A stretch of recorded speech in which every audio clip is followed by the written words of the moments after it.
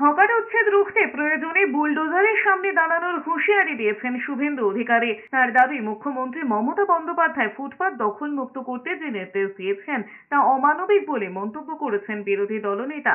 তিনি জানিয়েছেন, বেআইনিভাবে সরকারি জমি অধিগ্রহণের পক্ষে তিনি নন, কিন্তু রাজ্যের সর্বত্র নির্দিষ্ট প্রক্রিয়ার মাধ্যমে এই কাজ করতে হবে। এর জন্য রাজ্য সরকারকে এসওপি বা স্ট্যান্ডার্ড অপারেটিং প্রসিডিওর তৈরির দাবি জানিয়েছেন শুভেন্দু অধিকারী।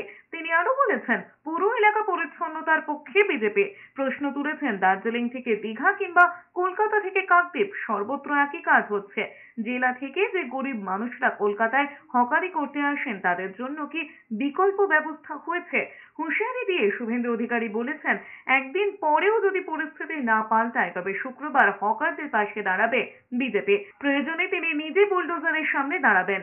আগামীকাল সিদ্ধান্ত পুনর্বিবেচনা না হলে আগামী পরশু থেকে যেখানে হকার উচ্ছেদ করবে সেখানে পশ্চিমবাংলার জনগণকে, এলাকার ক্লাব, প্রতিষ্ঠান, জনপ্রতিনিধি, বিজেপির কার্যকর্তা, তাদের সকলকে আমি অনুরোধ করব, বিরোধী দলনেতা হিসাবে বাধা দিন। কি করবে? গ্রেফতার করবে, নিয়ে আসুন। এবং প্রয়োজন হলে আমিও যদি আগাম জানতে পারি কোথাও হচ্ছে উইদাউট নোটিস, আমি লিডার অব অপোজিশন হিসেবে আমি নিজেও বুলডোজারের সামনে বা পুলিশের সামনে দাঁড়ানোর জন্য প্রস্তুত আছি।